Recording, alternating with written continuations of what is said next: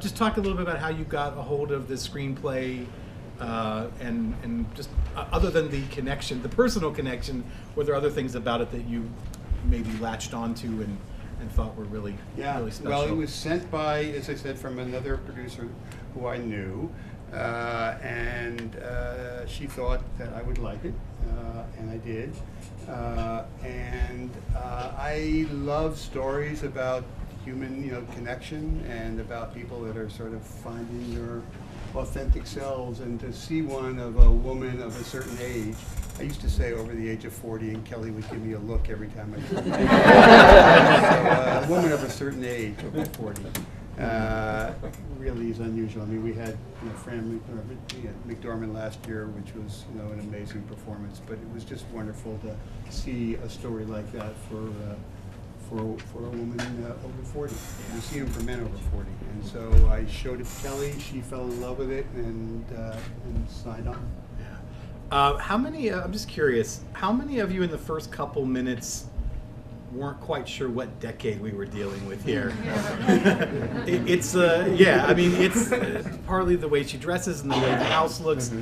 But talk about that aspect to it and why you. Because I guessed correctly that you did that on purpose, but why was that important that we? Yeah, well, it was, as we find out later on, it's a house that she grew up in, where she took care of her father, who was, her mother died early, and so I wanted to give a sense that we shot it in silhouette, and then her dress kind of blended with the background, not like in a Garden State way where it was a perfect match, but you kind of get, she gets lost in the background. And I wanted to give a sense that she was sort of frozen in time. And then when she takes the phone out, you go, oh, this is now. But I wanted initially to establish that. And then the way we shot the house, I love my cinematographer, Chris Knorr, and we shot the house with lots of smoke. A lot of times they go, that's so much smoke, Chris, and I say, trust me. The idea was to create a sense of heaviness in that house. And then when we got to New York, we took all the furniture out of that house. That house was loaded. I mean, it's an amazing house, obviously. And we took all the furniture out and brought all the natural lighting that we could so it would contrast the heaviness of Bridgeport. Yeah. We talked about this earlier before, that the puzzle metaphor in lesser hands, it could have been really on the nose, a little heavy-handed. But I'm wondering, just how did you sort of work around that and make sure that wasn't? I didn't get it, I guess. It was really easy for me to work around it. You don't know it's there. It's easy. Right. Honestly, I didn't think about that. Yeah. I just thought about the tone of the movie and the development of the characters and the relationships, Steve, and so I wasn't sitting there saying, oh, how am I going to deal with that? What was really nice about the screenplay was, and if you tell people, oh, I saw a movie about jigsaw puzzles, I would have been like the last guy. Thank you for coming. I would have been not here tonight unless I heard from somebody. So please, if you like the movie, tell your friends, because these little movies need to be word of mouth. I'm sorry for that political announcement. No, I was going to make the same announcement, so that's fine. It's really true, because we don't have tens of millions to support it. But when I read the screenplay, Steve, it's not about a building to this big competition. It's about relationships and about this one woman finding her voice, and that's what I liked about it. So it wasn't building to some massive dance contest at the end. Yeah. In fact, we kind of downplayed it, as you saw in the movie. But I also like that she doesn't, as much as she does feel trapped in this world that she grew up in and has been living in her whole life, she doesn't seem to resent her family for being in that position, even though they clearly take her for granted. Right. But it's more just about not knowing any better. Really, that's what, like, not knowing. Yeah. And I love that. I mean, Irfan Khan is one of my absolute favorite actors. Period. And I love that he's her gateway into the world outside. Talk about him and just that dimension of the film, that sort of opening up of her world. Yeah. Well, it's another world, obviously, when she goes to New York and you first get to Grand Central and you see that world, it opens up. But Irfan in particular, I love from a little movie called The Lunchbox, which you might have seen. And he's an amazing actor. And then he was in Treatment, which is a TV program that if you haven't seen, it's a great vehicle for actors, and he's really masterful. And he's one of our great actors, but he doesn't get to play roles like this. He gets to play in big movies, usually as the Indian guy in Jurassic World or whatever. And so he really loved the script, as we all did, and he signed on. I was Skyping with him, and then what was interesting is he came, and I don't rehearse with actors. I choose, at least now I don't anymore. I used to in the beginning, so that it'll be fresh and alive when they come to the set. But with him, it was really fresh, because he had just flown in from India, and then we're shooting within a few hours. So you don't really know what you're going to get, which is why you want masterful actors, and then you adjust slightly. But I could never have predicted this. Yeah. He brings what he brings.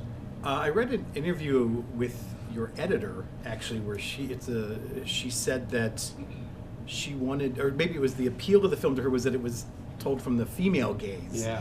Talk about that, and how is that different? How does that look different? How did you, what steps did you take to sort of ensure that was the way that you? Well, it's interesting, because I wanted a female editor in the editing room next to me to make sure that I had that balance. And when I had never worked with Kate before, and so when I interviewed her, it's one of the things that she said. She said, "Listen, you need a woman in the editing room to sort of bring the female perspective," and I got it. I said, "Great." And so I hired her, and then I shot the film, and then she does, what you do as an editor's cut while I'm busy shooting, she's doing a cut. And then I come and I see, she just lays the movie out the way it was written, and you see what she had cut. And what she cut, it turns out she fell in love with Irfan. And so the movie was all about Irfan. So I went into, really, it's really true. I tease her about it, because he's so charming, and he will never not be good looking. Yeah, he's charming, and he's just so odd, right, at the same time. And so I said, "Kate, this is about Kelly," and he says, "Yeah." So we recut it. That's it kind of worked. I'm gonna ask one more, and then we'll toss it to you guys. How can I put this? I want to know about your sort of, as much as you said this was not a film about competitive puzzling that's leading up to some big thing, but it's there. I didn't know there were strategies to putting a puzzle together. How deep did you dig into that world? And has your puzzling skills, have they improved at all? No, they've gotten worse. No, I'm not a puzzler. Kelly's a good puzzler. Yeah. So a lot of what you saw is her. She really is good. Irfan was not good at it. And it was because he wasn't really interested in it. But it was kind of, there's a doc, whose name I forget, but if you Google, you can find it. And it's a really interesting doc about a national jigsaw puzzle competition, which I don't think they do them anymore. It was a few years ago, but it's fascinating. And people have these strategies that they don't tell other people about, where you put 7 pieces together and you hold it like this and put it in, and it's fascinating. None of which we used in the movie. But people were really interested in doing puzzles. I found it fascinating. Kelly, as soon as we would do a scene, would run off, and we had a 1,000-piece puzzle always on the set, and she'd run over and start doing it, and then the costume people would come over and do it, or the cinematographer, people would just sort of get in on it, and so the puzzle kept going all through the shoot. Yeah. Anyone have any questions for Marc? Oh, yes. Your opening scene, birthday, you tricked me. I could have guessed she was prepping for a funeral. and overall, I very much enjoyed your use of your environment and light crafting to do a whole lot of show don't tell. I love that. I thought that was great. What I'm curious about is how much of your screenplay informed how you wanted to craft those scenes and what you wanted to experience, and then how much of it was the location? Because I would imagine it's some mix of that, but I'm just curious, was it a preconceived thing based on what the screenplay was, or was it more of, oh, we're here, oh, that looks good, and let's try that? Yeah, I think it's both. You know, it's both. I had a wonderful cinematographer, Chris Knorr. It's the first time I worked with him. And he and I shot listed the whole movie, and then of course you go in and you start looking at the location or the moment or the actors. When you block it, decide they don't. There's a scene where they're reading, where he's reading the college essay that Gabe wrote, where he misspells college, and he does spell check, and it's collage. And I had this in my mind. They were going to be on. They had this beautiful kitchen, and they're going to be on opposite sides of this counter, and he was going to walk around, and this whole dynamic thing. And Kelly and the Irfan looked at me and said, "We want to sit down and do it across the table." And so we just went with it. So those things sort of happen as you get going. But a lot of the way it was shot and conceived was thought of beforehand. Yeah. Were there any significance to the puzzles that you chose to have her and your concept together? Yeah, but I didn't think anybody would notice it. Thank you. Yeah, we tried to progressively do that in terms of, you know, sort of what puzzles were sort of happening. But in fact, that one beautiful puzzle with a bridge and it's all reds and roses. The first time they touch hands, I just got that glued together. I didn't put it together. Framed so I can have it in my house. I love that piece of that puzzle. Anyone else in the back? I was curious about the puzzle partner. Was he supposed to be like a grass is greener on the other side, sort of like progression for her, or was he just supposed to be a lateral like movement from a husband who's obviously very different, but it just coincidentally happened to be good at something that she also was learning that she was good at, and it was sort of like a vehicle to progress her understanding of who she was? Yeah, I think the latter. I looked at him as a catalyst for her. I mean, it's her movie, so I looked at him as a catalyst, and which is why I didn't feel she should end up with him.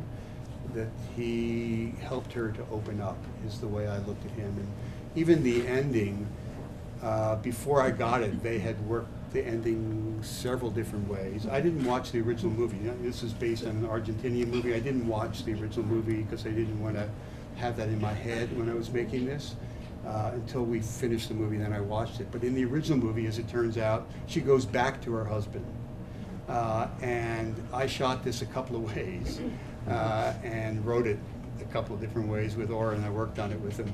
And one in which she calls her husband and he comes to be with her, and then this version where she's by herself. And I much prefer, this one feels right to me. It feels like maybe she'll go back to her husband and maybe not, and that's left open, but that she didn't, it was about her and not her with someone else right now. Time for more? Yeah. I've always been curious when people film at Grand Central Station, how do you do that? It's a really, we talked about that, right? Yeah. That's a good question. You do it with a hope and a prayer.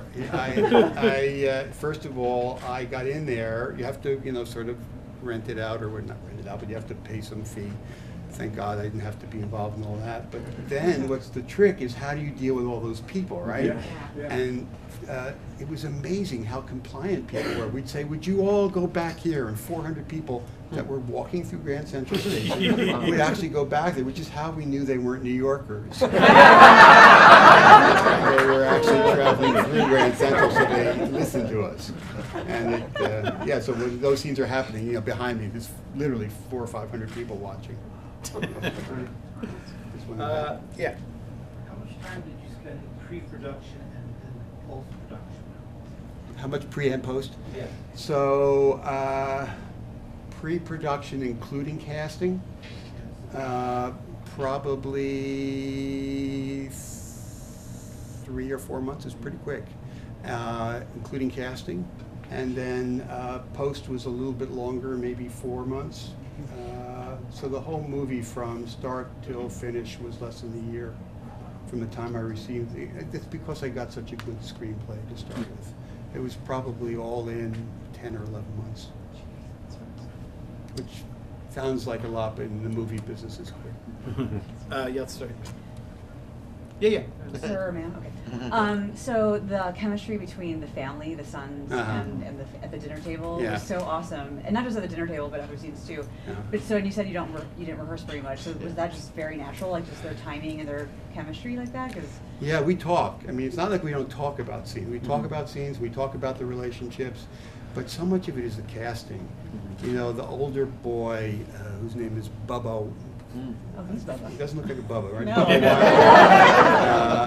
Bubba, the three older actors I knew and didn't have to read them, but the three kids I read, and when we read Bubba, we did the scene where he's in Louis' garage and he tells his mother, "I don't think I'm good at anything," and it was so powerful that I'm crying as he's reading it. I'd never seen it before. I turn around and the two producers, my producing partners, are with me, and they're both crying. I want that one. I want that guy. So so much of it is how you cast, and and then Austin, who plays the younger son, who's so delightful, is that kind of guy. He's kind of the bratty kid. Sorry, Austin, but that's who he is. And we got that right away. He's just full of himself, and he's like literally like 18 years old. Yeah. Yeah, that's in the middle there. Yeah. So I noticed a few different times that the moon shows up, like in your yard and during the daytime. And I was wondering if there was like any specific meaning you had behind putting that in there, or Putting in the yard, did you say? or the moon. The moon. like, Oh, the moon. daytime Yeah, or yeah. something. Yeah. Or am I just thinking about that too much, or? No, think about it all you like. I love it too. I asked to put that in, and that just, for me, it was it's the feminine, and there's a longing about it.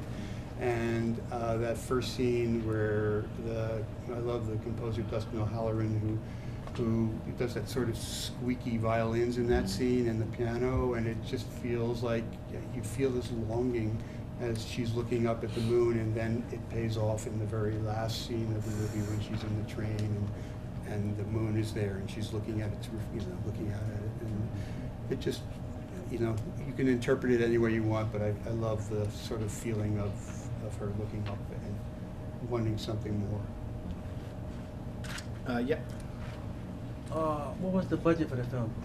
We don't talk about That's the budget, forbidden but it's independent. It's Right. close to $5 million. We can say that. Yeah. Thank you for giving us a film for a female character that we can silently cheer for her and remind people it's never too late to change your path in life. It's encouraging. And the question, does that type of cheese have a special significance? Probably, but it eluded me. We got time for, is there a hand here? Yeah. Was the scene of Kelly laying on the grass calling, was that an homage to Richard Linklater? No, but it does look like that, right? Yeah, no, it does look like that, doesn't it? I just wanted her to look up at the moon, and I wanted to get outside of the house after I had 3 scenes in a row, which are fairly tense.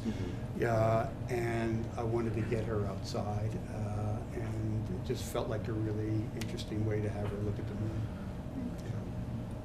Anyone want the last one? I can close it out if. Okay, yeah.